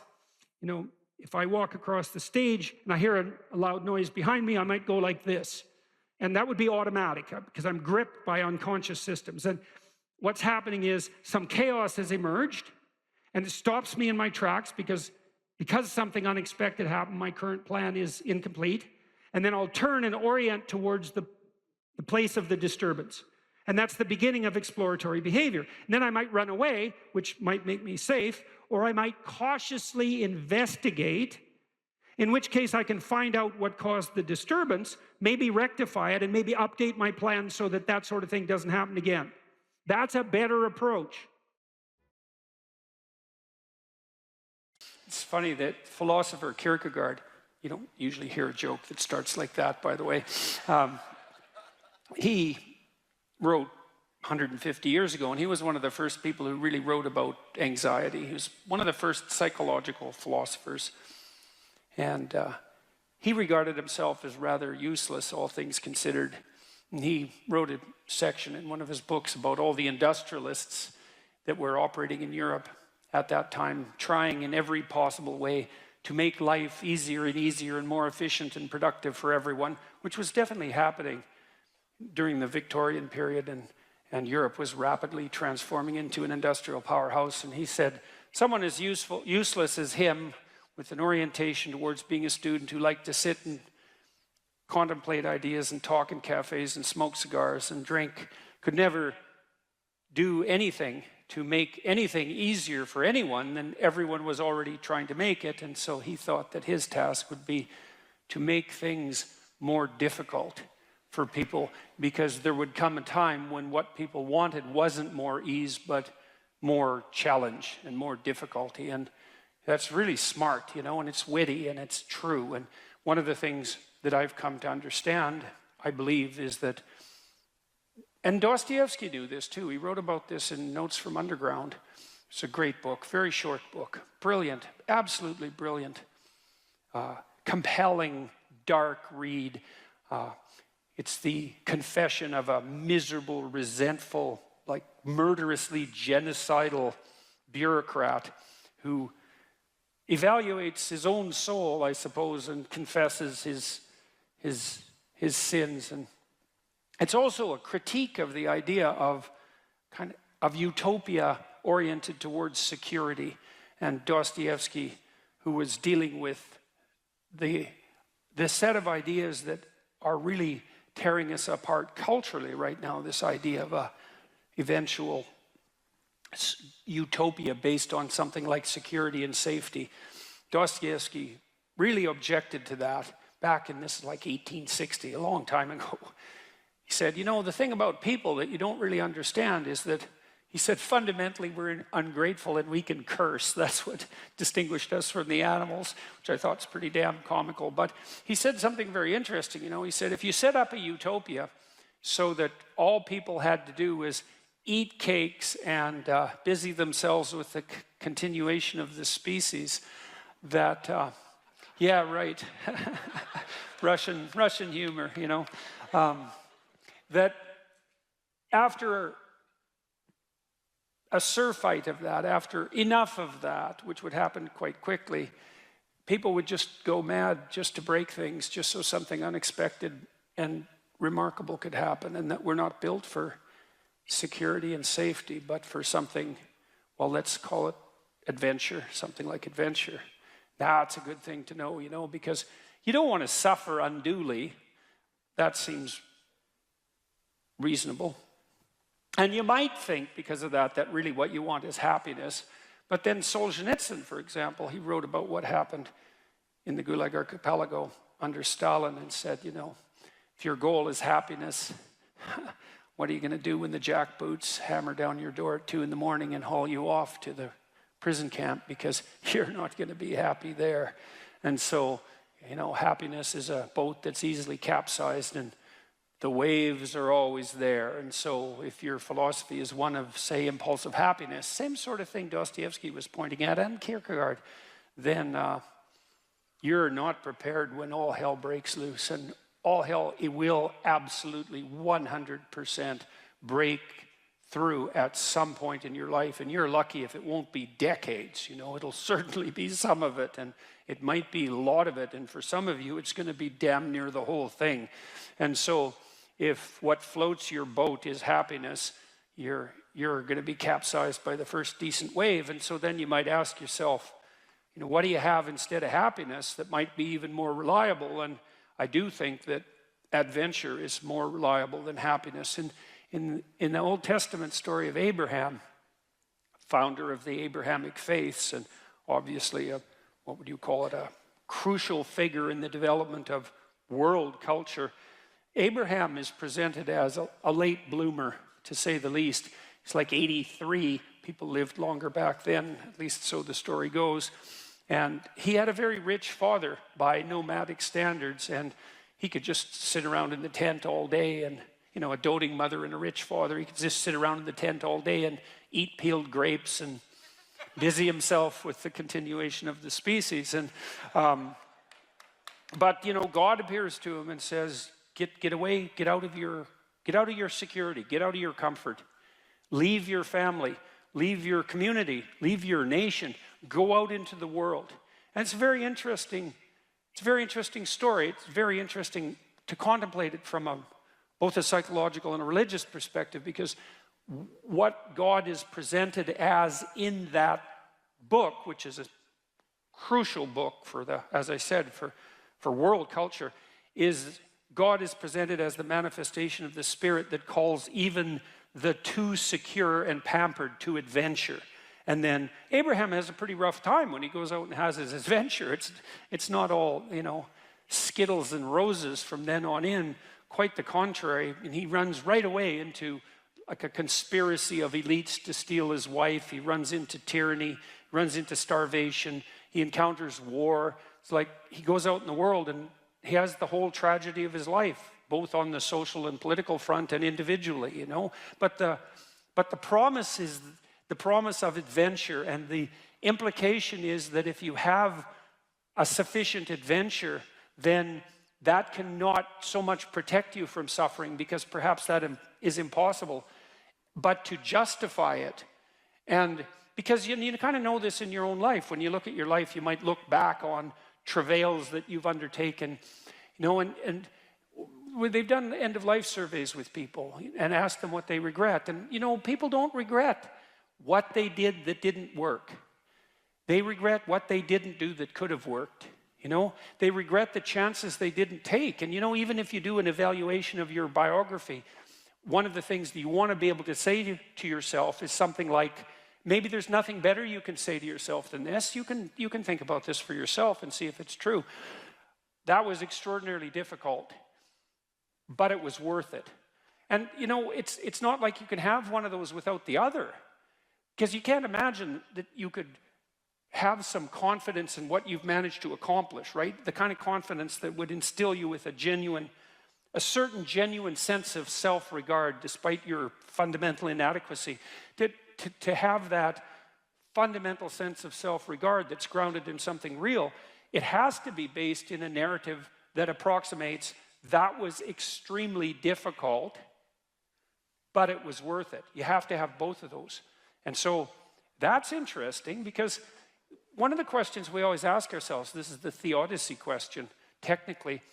You see the suffering in the world, you see the suffering of children, you see maybe your own children or your suffering, and you wonder, well, how can reality be constituted so that I can have faith in its essence when there is so much suffering? And one answer to that is something like, well, how much suffering do you want?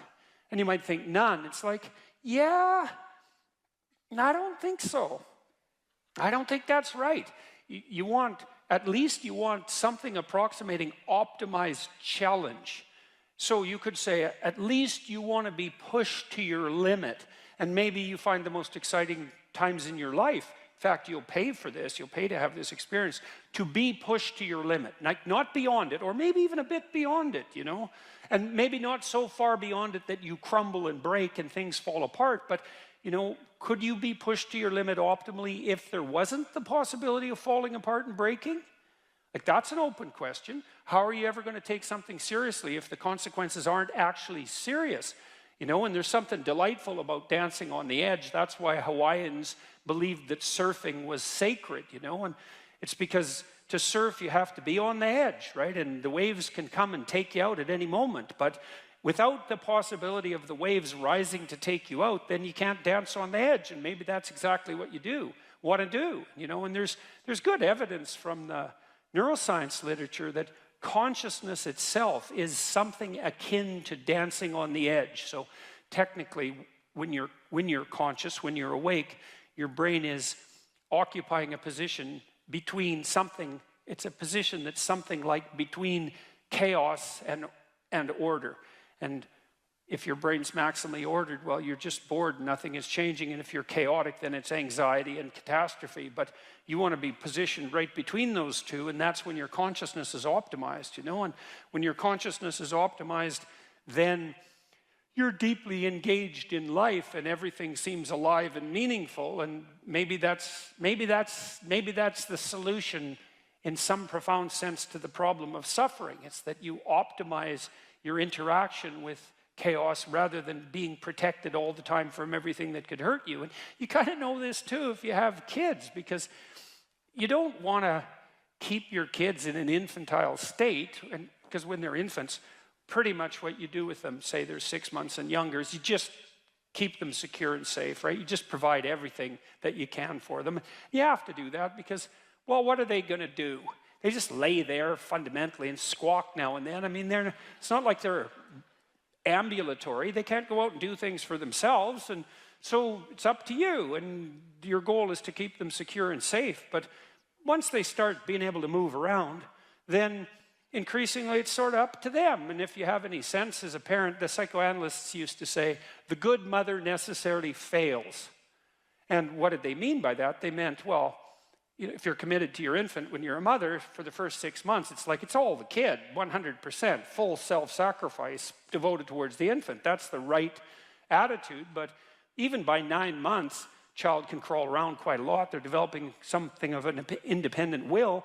You start handing them challenges. You start handing them responsibility, and you keep them on the edge. And some of your kids are going to be able to be pushed harder than others, and part of the reason you have to develop a relationship with your kids, and your husband for that matter, is so that, you know, you can keep them dancing on the edge, on the proper edge. And That's even better than the mere provision of security. You could think, even as an exercise, you could think, well, what qualities of a human being do I find admirable? You have to ask yourself that, in a sense. You can't really think about it. There is a difference between asking yourself a question and thinking about it. You know, because it's more like when you're asking yourself a question, it's contemplative. It's like, well, what do I find admirable? It's a question. You don't know. And if you're fortunate, and this happens quite regularly, an answer will float up from wherever the hell answers float up, and you know, oh yeah, that's one, and you can write that down, and you get some idea of what your ideal is, you know, and you have one likely, and what your counter ideal is. Star. Well, to wish upon a star is to raise your eyes above the horizon and to focus on something transcendent that's beyond you, to focus on the absolute, we could say, to focus on the light that shines in the darkness. You know, a star is, people wear diamonds because they're like stars, or they're like the sun, and they're pure and perfect, and they glitter, and so there's something about the light too. There's something about a source of light. It's a source of illumination and enlightenment, and the light that shines in the darkness is a deep metaphor, right? It's what you want. You want a light to shine in the darkness, and so the star has all that, and so people wish upon a star because they have some intuition that aiming above the mundane has the potential to transform themselves. They make a wish. Well, if you're going to make a wish, you should aim at something high, and even just aiming at that is more likely to make the wish come true. And this is not metaphor. You know, I have this program which you guys are going to do called the Future Authoring Program. It's one of two assignments. One is that you write an autobiography, that's the past authoring. The other is that you write a plan for the future, that's the future authoring. I would recommend that you get started on those right now, like not right now, but like really soon, because they're harder than you think. And some of you are going to write like 15,000 words. You're going to get sucked right in. This happens all the time. You're going to get sucked right into it. And so you write an autobiography because you need to know where you are and who you are right now, because how the hell are you going to plot a pathway to the future unless you know where you are? And then you need to write about the future because you aren't going to hit something unless you aim at it. That's for sure. And lots of times people won't aim at what they want because they're afraid. The reason they're afraid is because if you specify what you want, you've specified your conditions of failure. You know when you fail. And it's better just to keep it foggy. It's like, well, I don't know if I'm succeeding or failing, but you know, I can't really tell. Well, great, except you can't hit anything you don't aim at. And so the Future Authoring Program is like it's an attempt to have you articulate your character. And so is the Past Authoring Program. Who are you? And you know, the Past Authoring Program, it asks you to break your life into epochs and then to write about the emotional, you know, the things that you regard as important events that have shaped who you are.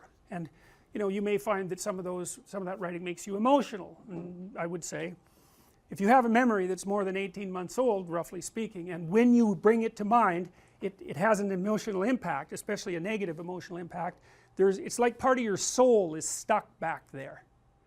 And I know that's a metaphorical way of thinking about it, but what I mean is that the reason that you still experience the emotion is because you have not solved the problem that situation faced you with. It might be a real problem, like maybe you got tangled up with someone who was really bad, and that's rough, man, because you've got to come up with a theory of malevolence to deal with something like that, and that's no joke. But if it still produces emotion, it means you haven't solved the problem, and your brain is still tagging it as threat. It's a part of your territory that you did not master. Threat, threat, threat, threat, threat. And until you take it apart, and articulation really helps that, writing really helps that, then you're not going to free yourself from its grip. And that might not be that pleasant. I mean, this is one of those situations where doing it tends to produce a decrement in people's mood in the short term, but quite radical improvements 3 to 6 months down the road. You know, and it's often the case that you unfortunately have to do something you don't want to do in order to progress. It's very, very common. So, and the future authoring program asks you about different dimensions of your life, like, because you're, you know, you can think of yourself as a personality inside your head, but you're nested in systems that transcend you, and they're just as real as whatever's in your head. It's like, well, what do you need for life? Well, that's pretty easy actually. Some friends, that's a good thing. Intimate relationship, that's a good thing. A family, you know, either the one you're going to produce or the one that you come from, where people to some degree love and care for one another. That's a good thing to work on. You need some plan for your career. You've got to fit in somewhere that people regard as important and that they'll trade with you so that you can live. You need something worthwhile to do with the time that you're not at work, and you need to pay attention to your mental and physical health, and you need to regulate your use of substances, which is a strange one, but alcohol does lots of people in, so it's worth thinking about. That's why we put it in there. So then it's like, okay, what the hell do you want? What do you want from your friends? What do you want from your family? What do you want from your career? If you could have what you wanted, and that's what the program asks you, 3 to 5 years down the road, you get to have what you want. Now I'm assuming that you're going to approach this like, you know, reasonable adults and not like 13-year-old dreamers. I think I want the most expensive yacht in the world. It's like, fine, but you know, that isn't really what it's supposed to be. More concentrating on your character. And so then it asks you to write for 15 minutes without thinking too much about grammar or sentence structure, any of that, about what your life could be like 3 to 5 years down the road if you were treating yourself like someone you cared for and you were helping them figure out what they wanted.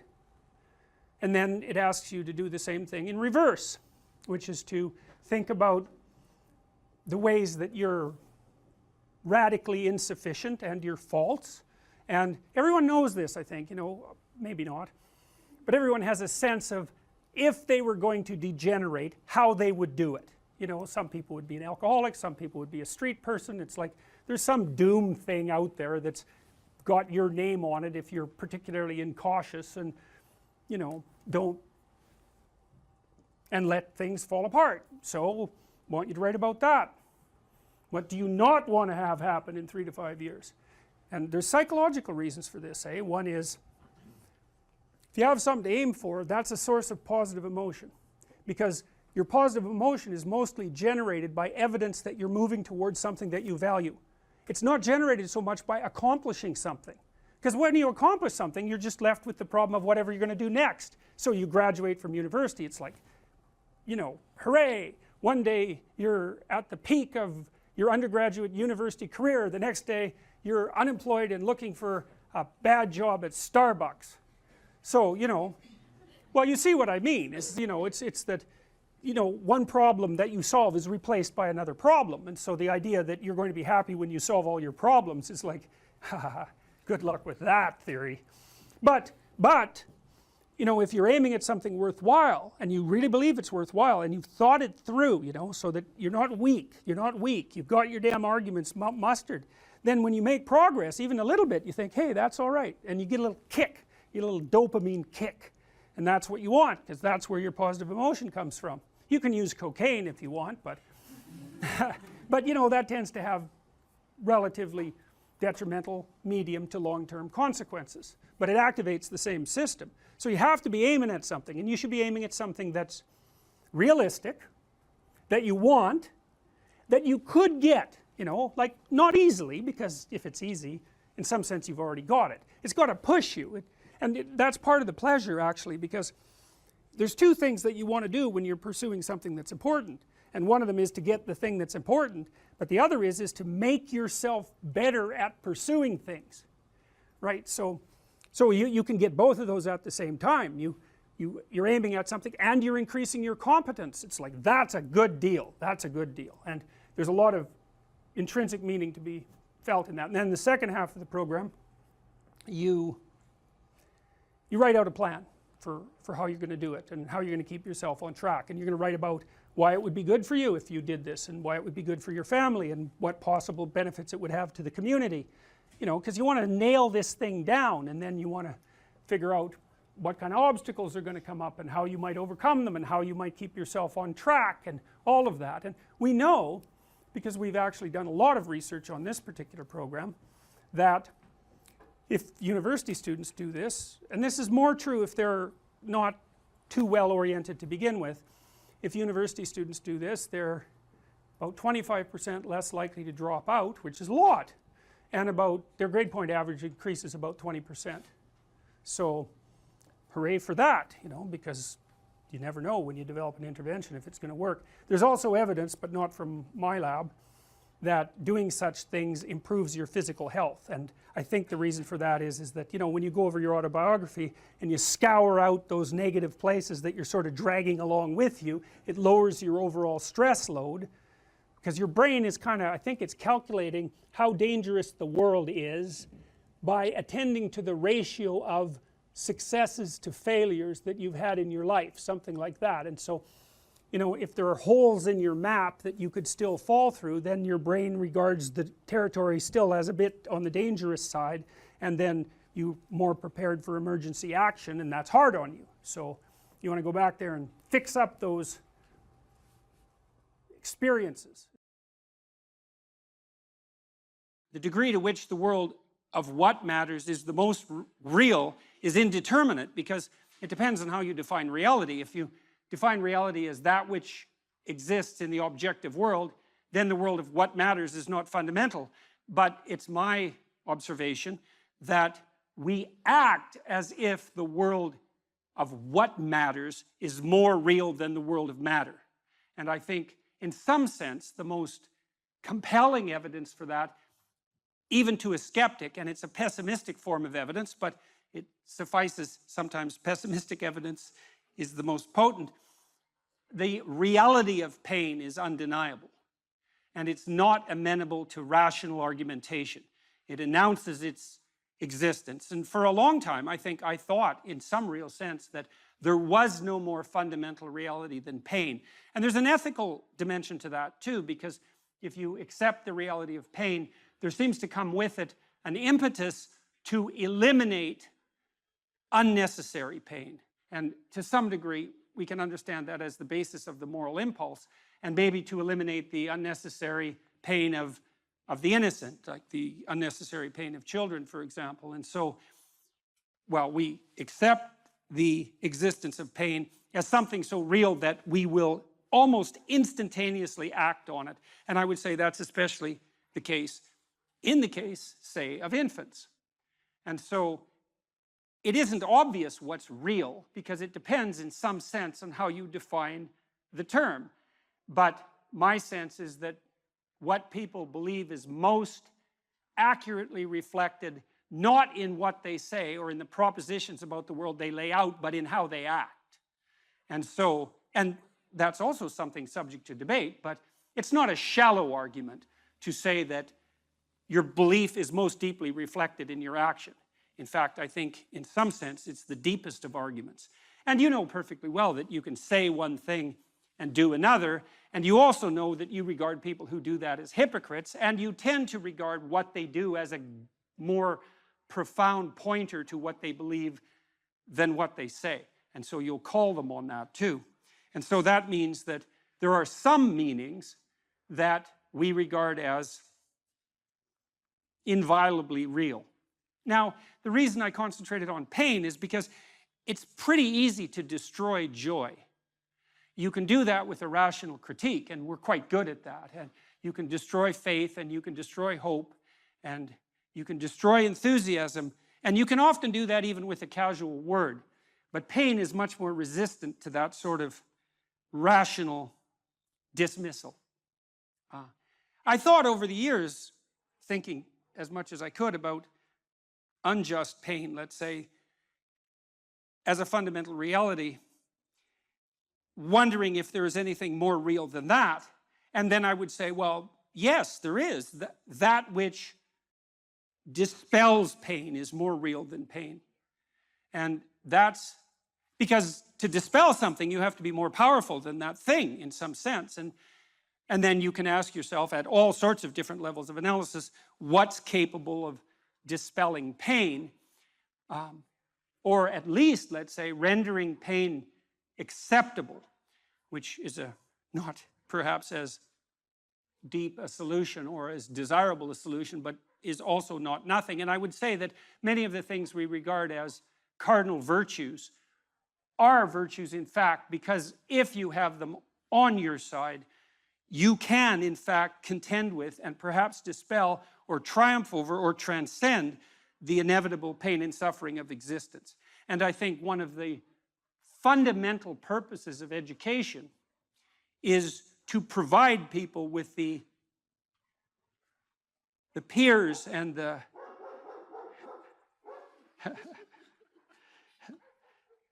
and the allies, to use a word that's been contaminated so terribly, that enable them to stand up nobly in the face of tragedy and still move forward with what is good in mind. And that's a very different purpose than inculcating in people a thoroughly detailed description of the patterns of the objective world. And I'm not saying for a moment that there's nothing useful about the latter, but the former is people starve and thirst in desperation without the former. And those are realities. Now, as I said, if you start out with the axiomatic assumption that only what is objective is real, well, then that argument falls flat. But I think there's no reason whatsoever not to raise the question of what it is that you're using to base your axiomatic definition of reality upon. And I think that noting what people do is a very good pointer to the real. So here's another way of thinking about the logos. For the world to be intelligible, it must consist of patterned regularities. And that might be the great discovery of the Greeks in some sense, that there are patterned regularities that are superordinate to immediate perception, that are in some sense more real. So number would reflect that, for example.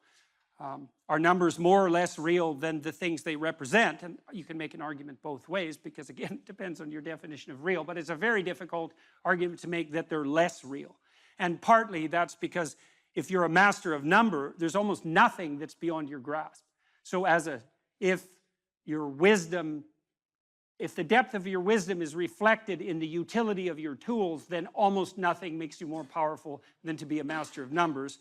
And that seems to point to an ability to grip some element of a reality that's more fundamental, that is outside of immediate perception. And so one element of the idea of the logos is that there's an order to the world that's superordinate to the apparent order, that's more fundamentally real.